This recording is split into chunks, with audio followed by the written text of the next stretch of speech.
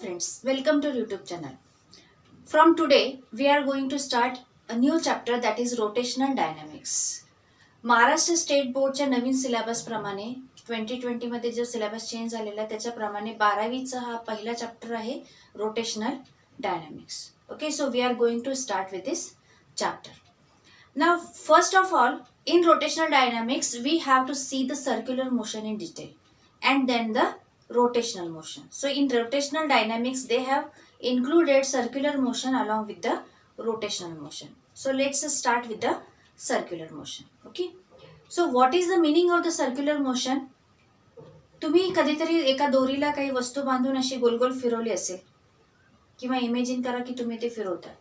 त्या ऑब्जेक्टचं जे मोशन जे असणार आहे ज्यावेळेस ते दोरीला बांधलेली असेल ते काय असणार आहे, एका सर्क्युलर पाथच्या अलॉंग असणार आहे.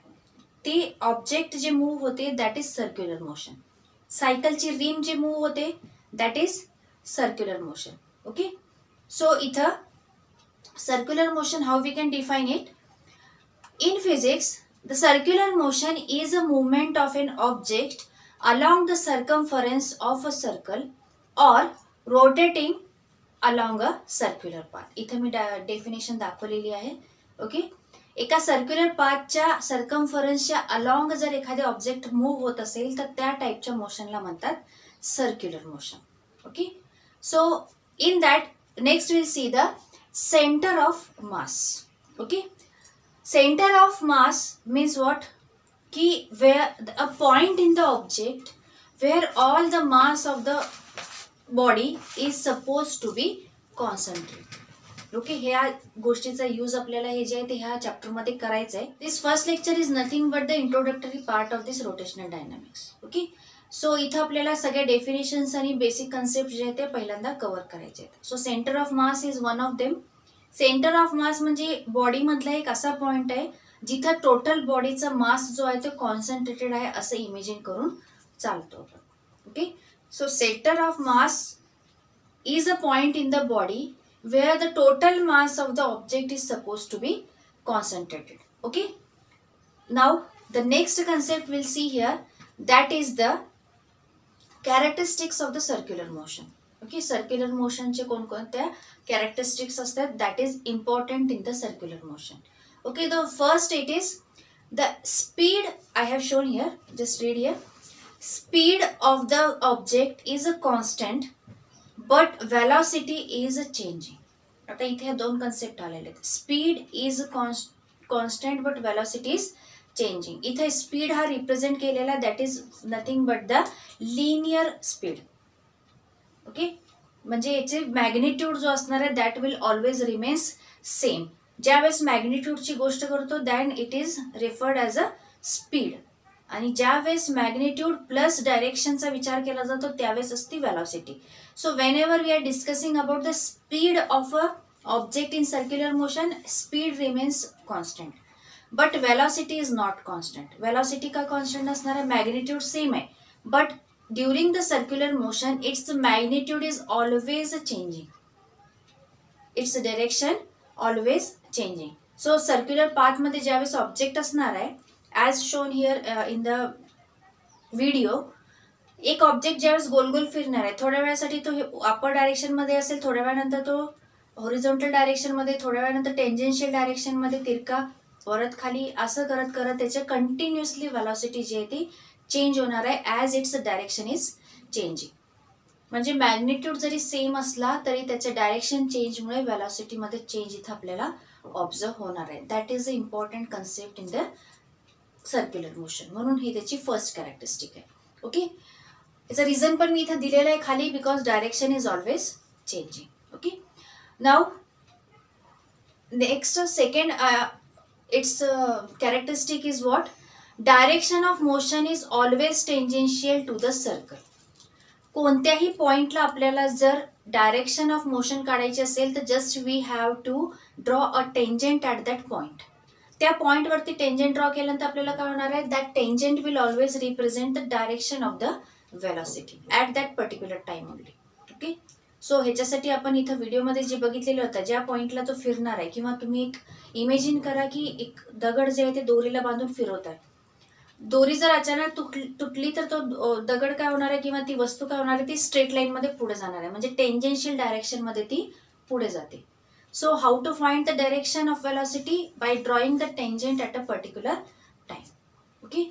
If rotating object breaks free from a circle, it will fly off in the straight line following the tangent path. हे मी आता एक्झाम्पल दिलं तुम्हाला. दोरी अचानक तुटल्यानंतर काय होणार आहे की तिथला जो ऑब्जेक्ट असणार आहे तो टेंजेन्शियल डायरेक्शन मध्ये स्ट्रेट लाईन मध्ये निघून जाणार आहे. Okay. So these are the characteristics, important characteristics of the circular motion. Okay. Now next we'll see about the types of the motion. Circular motion मध्ये दोन टाइप आपल्याला इथे कन्सिडर करायचे. So I have shown here with the differentiate format. Okay. So one side it is uniform motion, the first type, and second type it is the non uniform motion. Okay. So हे दोन्ही आपण जे ते discuss करणार आहे. आता uniform motion first will discuss that. What is meaning of the uniform motion? Uniform motion means what? Uniform means here the speed remains same. Okay. So whenever an object travels equal distance in equal interval of time, then that type of motion is called as a uniform motion. इथं मी एक example घेतलेलं आहे की a car A, it is moving equal distance in equal interval of time. तर त्याचा जो motion असणार आहे that motion is nothing but the uniform motion. Okay. So इथे एक एक्झाम्पल आपण घेतलेलं आहे की घड्याळाचे जे काटे आहेत ते फिरताना ते युनिफॉर्म मोशन दाखवतात. Okay. So example is given a clock. Now non uniform motion means what? Uneven change in the displacement with respect to the time. टाइमच्या रिस्पेक्टमध्ये डिस्प्लेसमेंट किंवा डिस्टन्स जे असणार आहे ते सेम कॉन्स्टंट नसेल. ह्या वेळेस जे वेलॉसिटी किंवा जो मोशन आपल्याला मिळतो that is always the non uniform motion. Okay. म्हणजे आपल्याला ते नॉन युनिफॉर्म मोशनमध्ये स्पीड कधी कमी जास्त झालेली आपल्याला जाणवणार आहे. Here I have given the example of the athlete. ॲथलीटचं एक्झाम्पल आहे. ओके. याच्यामध्ये तुम्ही बघा की तो ॲथलीट जो आहे तो वेळोवेळी त्याची स्पीड कमी जास्त करणार आहे. Okay. So these are uniform and non-uniform motion. Now throughout this chapter we are discussing only about the uniform motion. Okay. Now observe here the diagram. In this diagram I have shown the circular motion. Okay. हे पुढच्या concept साठी आपण हे घेतो. Now displacement, velocity and acceleration हे important आहे. Okay. So आपण start करतो displacement पासून. Now here for the circular motion, a displacement is called as angular displacement. So for that I have given here this diagram. Okay, you are observing this. A particle, it is moving circularly in the circular path. Okay, so that is shown here by a dot on the circle. It is moving with a displacement, linear displacement as s. म्हणजे तो arc दाखवलेला आहे त्या circle वरती तो move होतो, म्हणजे त्याचा डिस्टन्स आपण कुठं मोजणार आहे that is on the circle. Okay. But during that it is subtending some angle at the center of the circular path. That angle is theta, and radius of the circular path it is represented as r. Okay. So how we can find the angular displacement? Angular displacement it is nothing but the angle subtended by the radius vector at the center of the circular path. Circular पाथवरती circular पाथच्या रेडियसने किती angle draw केलेला आहे, म्हणजे ते object किती move झाला इनिशियल आणि फायनल पोझिशन मधला जो रेडियस वेक्टरची मोशन असणार आहे ते रेडियस वेक्टरच्या मोशनच्या मधला अँगल म्हणजे काय असणार आहे? It is angular displacement and it is represented by theta. So इथं आपण ही कन्सेप्ट यूज करणार आहे की angle, arc and radius how they are related. So we know that angle is equals to always arc divided by radius. So मगाशी आपण diagram बघितलेली, arc होता S, linear displacement S, radius आहे circular पाथचा R, and angular displacement आपण थीटाने represent करतो. So angle is equals to arc upon radius. So angle theta is equals to arc S divided by radius R. So this is the formula for the angular displacement. Now depending on this, it's a SI unit since it is an angle. Angle असेल तर plain angle आहे, आपल्याला माहिती आहे fundamental units आपण 11th मध्ये शिकलेलो आहे. Plane angle has S I unit radian आणि radian is a dimensionless quantity. Okay, so याच्यामध्ये आपल्याला डायमेन्शन्स मिळणार नाहीत. Theta only measured in radian, that is angular displacement. Okay, now the next concept it is angular velocity. So displacement झालं, now it is related with the velocity.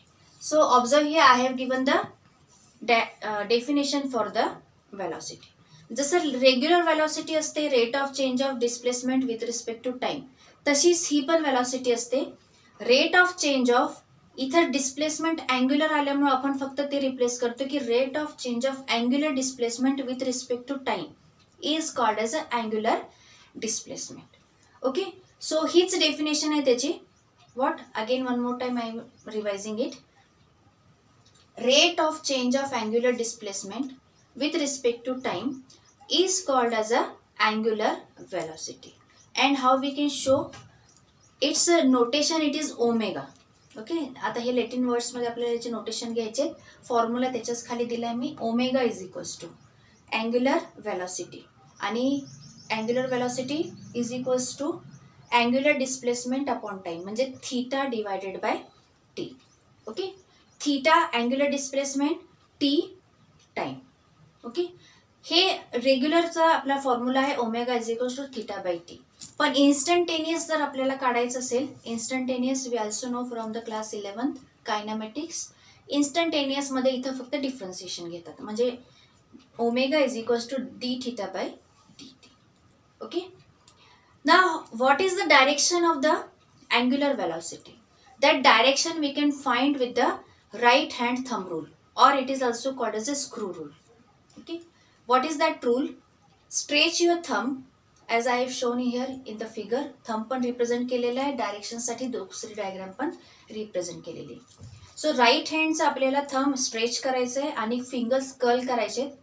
Then the curl finger if it represents the direction of the circular motion or direction of the object in the circular motion, then thumb will represent the direction of the angular velocity. Okay, so angular velocity ची direction जी असणार आहे ती thumb represent करते. ह्याला screw rule पण म्हणतात.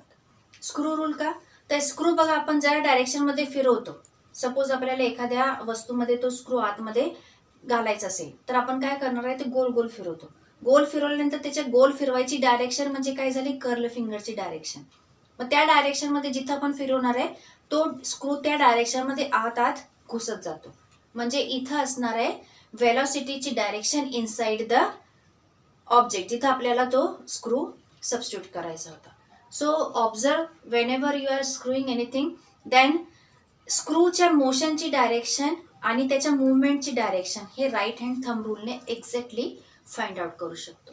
So इथंच तेच मी रिप्रेझेंट केलेलं आहे दोन्ही डायग्राम मध्ये. बघा, कर्ल फिंगर किंवा रोटेशनल डायरेक्शन मध्ये डायरेक्शन ऑफ मोशन आहे सर्क्युलर आणि त्याच्यामुळे वेलॉसिटीची डायरेक्शन अँग्युलर वेलॉसिटीची डायरेक्शन ही थंबने रिप्रेझेंट होते in the direction of the thumb.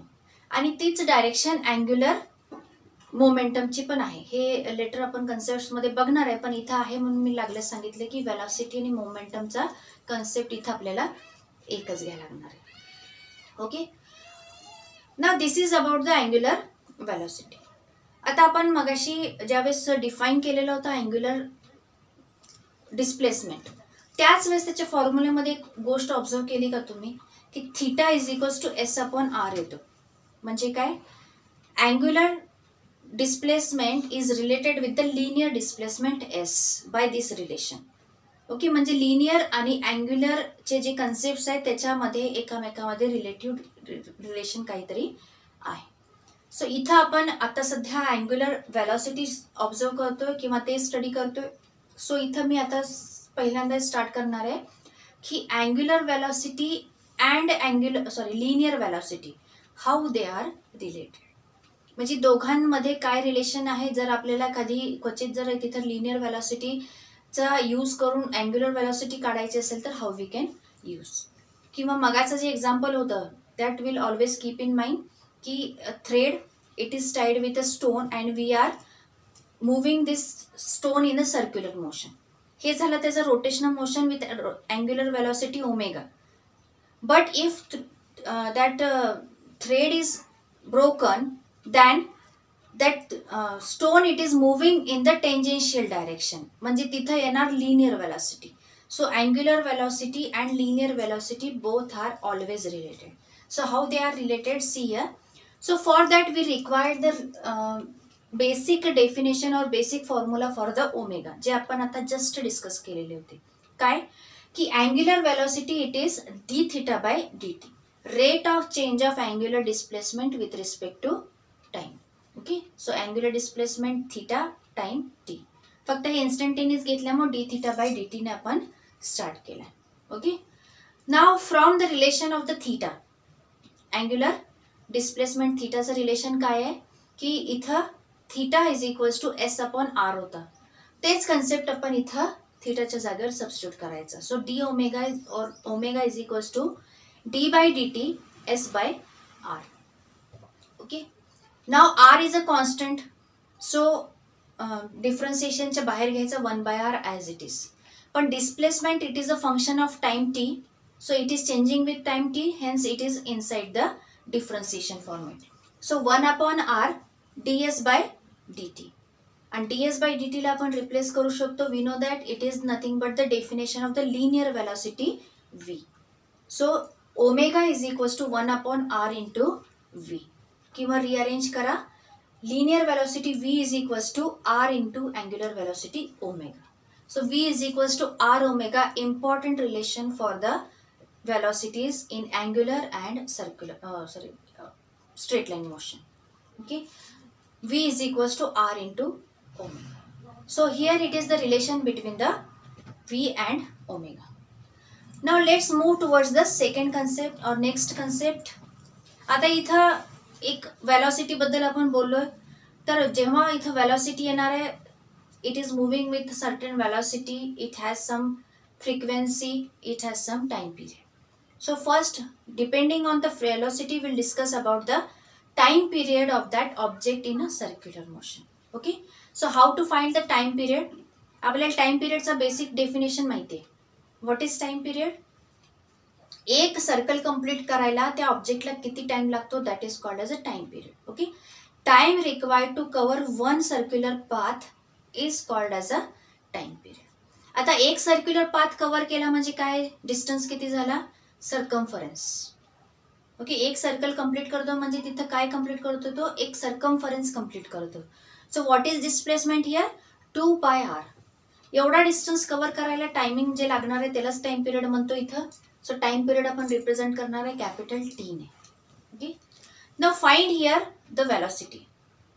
इथं 2πr हे लिनियर डिस्टन्स घेतलेला आहे. So linear velocity v is equals to, linear velocity is equals to distance upon time. मग इथे डिस्टन्स किती आहे, 2πr अपॉन टी. मग टाइम पिरियड किती होणार आहे, मी डायरेक्टली टाइम पिरियड लिहिलंय पण मेथड सांगितली की कसं फाइंड करायचं. T is equals to 2πr divided by v. Velocity आणि टाइम पिरियड फक्त एक्सचेंज केले. So here we are getting the formula for the time period. It is related with the linear velocity v.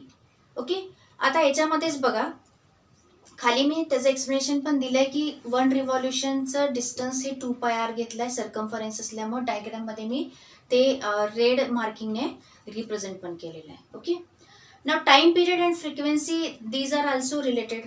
How they are related, inverse असतात एकमेकाचे. Frequency is 1/t, म्हणजे इथं आपण जर time period T काढला असेल तर त्याच्यावरून फ्रिक्वेन्सी ऑफ सर्क्युलर मोशन पण काढता येते. And what is frequency? Number of rotations or revolutions in 1 second. Unit time मध्ये हे किती वेळा फिरतात, सर्क्युलर मोशन किती कव्हर करतात, त्याला म्हणतात फ्रिक्वेन्सी. ओके, सो इथं आपण वेलोसिटीशी रिलेटेड दोन कन्सेप्ट बघितले, टाइम पिरियड आणि फ्रिक्वेन्सी. ठीक आहे, ह्याच्याशीच रिलेटेड ही डायग्राम मी इथं दाखवलेली आहे. फक्त एक्सप्लेनेशनसाठी ही डायग्राम आहे की काय काय इथं आपण घेणार आहे. Okay, so see here circular path, त्याच्यामध्ये मी टेंजेंट काढून त्या वेलोसिटीचे डायरेक्शन, लिनियर वेलोसिटीचे डायरेक्शन रिप्रेझेंट केलेले आहे. अँग्युलर वेलोसिटी टर्न असणार आहे त्यामुळे अँग्युलर वेलोसिटी हे ॲरो दाखवला आहे जो सर्क्युलर पाथमध्ये आहे. अँगल थिटा आहे त्याचं रिलेशन आहे. ओके, त्यानंतर ओमेगाचं रिलेशन आहे व्ही बाय आर आणि ओमेगाचं रिलेशन फ्रिक्वेन्सी सोबत पण इथं दिलेलं आहे. कसं देणार आपण हे relation? Velocity v is equals to 2 pi by velocity v is equals to 2 pi R bye v आलाय. पण v बाय आर म्हणजे काय असतो? ओमेगा असतो. म्हणजे इथं आपल्याला 1/ओमेगा मिळतो. That means omega is equals to 2 pi F. Okay, म्हणजे हीच गोष्ट जी आहे आपल्याला टाइम पिरियडचा एक फायनल एक्सप्रेशन पासूनच ही इक्वेशन या डायग्राम मधली मिळालेली आहेत. काय इक्वेशन आहे? Omega is equals to 2 pi F आणि एफ फ्रिक्वेन्सी. हे होतं सगळं वेलॉसिटीच्या संदर्भात, angular velocity. Okay, so here two main concepts we have completed: angular displacement and angular velocity. Now the third, we always know that displacement, velocity, and next is the acceleration. So come towards the angular acceleration. Angular acceleration ची definition पण angular velocity सारखीच, जे linear साठी use करतो त्याच्यामध्येच फक्त angular word हा आपण insert करणार आहे. The rate of change of angular velocity with respect to time is called as angular acceleration. Okay, angular velocity चा time change मुळे जे चेंज होणार आहे that is nothing but the angular acceleration. इथं मी त्याला रिप्रेझेंट केलंय डेफिनेशनने, त्याच्यानंतर त्याचा फॉर्म्युला पण खाली रिप्रेझेंट केलेला. angular acceleration it is always denoted by alpha. Okay, so alpha is equals to, formula काय होणार आहे? d omega by dt. Omega velocity, angular velocity, dt time. So rate of change of angular velocity with respect to time is called as a angular acceleration. आता इथं ह्या दोन जे गोष्टी आहेत ओमेगा आणि अल्फा, ह्याच्या SI युनिट बद्दल बोलू. ओमेगाचा फॉर्म्युला थीटा अपॉन टी आला होता. थीटा रेडियन मध्ये असतो, टी नेहमीच कोणत्या पण सिस्टीम मध्ये मोजा सेकंड मध्ये. So angular velocity has SI unit radian per second. Okay, रेडियनला डायमेन्शन नसतात, सो कधी पण फक्त सेकंडच्याच डायमेन्शन्स ह्या अँग्युलर वेलॉसिटीसाठी इन्क्लूड करायचे. सेम तसंच अँग्युलर ॲक्सिलरेशनसाठी याचा फॉर्म्युला काय आला? ओमेगा अपॉन टी, म्हणजे D omega by D T. मग ओमेगाची एसआय युनिट काय झाली? Radian per second divided by अजून एक सेकंड, म्हणजे radian per second square. Again, radian is dimensionless, so in the dimensions we are including only 1/second square. Okay, so this is about the angular acceleration. Okay, आता ह्याच्यामध्ये परत एक concept म्हणजे काय? Similarly, angular acceleration and linear acceleration, how they are related with each other. जर linear velocity आणि angular velocity मध्ये relation असेल तर definitely there is a relation between the angular acceleration and linear acceleration. So it is also the simplest concept of this chapter. Let's derive this relation. So let's start with this expression. So for this we'll start the basic definition of the linear acceleration. Okay, इथं लक्षात ठेवायचं की linear acceleration पासून आपण start करणार आहे. So what is formula for linear acceleration? A is equals to rate of change of linear velocity with respect to time dv by dt. Okay, आता velocityचं relation angular सोबत माहिती आहे आपल्याला. So v is equals to r omega, we know that. Substitute this in this equation. So acceleration is equals to d by dt of r omega. Okay, ह्याचा येणार. But r it is not related with the time t. Radius of the circular path is not depending on time t. So हे इंटिग्रेशनच्या बाहेर. किंवा आपण ह्याच्यामध्ये काम करू शकतो की we are taking here the rule for the differentiation by parts, किंवा त्याला आपण म्हणतो मल्टिप्लिकेशनचं differentiation. So in case if R is related with the time T then use this. So apply this formula. काय फॉर्म्युला असतो? U into व्हीचं differentiation असेल तर u dv by dt plus v du by dt. Okay, so इथं तेच expression आपण use केलंय r into ओमेगासाठी. त्याचं डिफरन्सिएशन कसं रिप्रेझेंट केलंय? इट इज इक्वल्स टू, पहिल्यांदा r ॲज इट इज घेतला, r D omega by D T plus आता omega as it is omega D R by D T. Okay, so this is by the formula. Now if r is not depending on the time t or r is an independent quantity, जर असेल तर dr by dt it is 0. म्हणजे त्या मेथडने गेलं आणि ह्या मेथडने गेलं तरी आपल्याला dr बाय dt हे 0च येणार. So here we are taking dr by dt as a 0. So what is the equation now becomes our for acceleration? A is equals to r into d omega by dt. Now by the definition we know that d omega by dt म्हणजे काय आहे? Rate of change of angular velocity with respect to time. It is angular acceleration alpha. So linear acceleration A is equals to r into angular acceleration alpha. A is equals to r alpha. So from that it is clear that जे काय relation असेल linear आणि अँग्युलरचे ह्या सगळ्यांमध्ये radius plays an important role. Okay, so observe each relation. Theta is equals to S upon R किंवा आपण म्हणू शकतो S is equals to R into theta. म्हणजे linear displacement is equals to R into angular displacement. So keep in mind one hint. Linear whatever it may be, linear is equals to R into angular same. Linear displacement r into angular displacement. Linear velocity r into angular velocity. Linear acceleration r into angular acceleration. So ह्याच्यामध्ये linear is equals to r into angular हा ratio नेहमी same राहणार आहे. Okay, relation मध्ये हे concept लक्षात ठेवा. So these are the basic concepts regarding the circular motion. If you have any doubt, hope you understand all these. Very simple concepts are there. If you have any doubt, comment here, like our videos, share it and subscribe.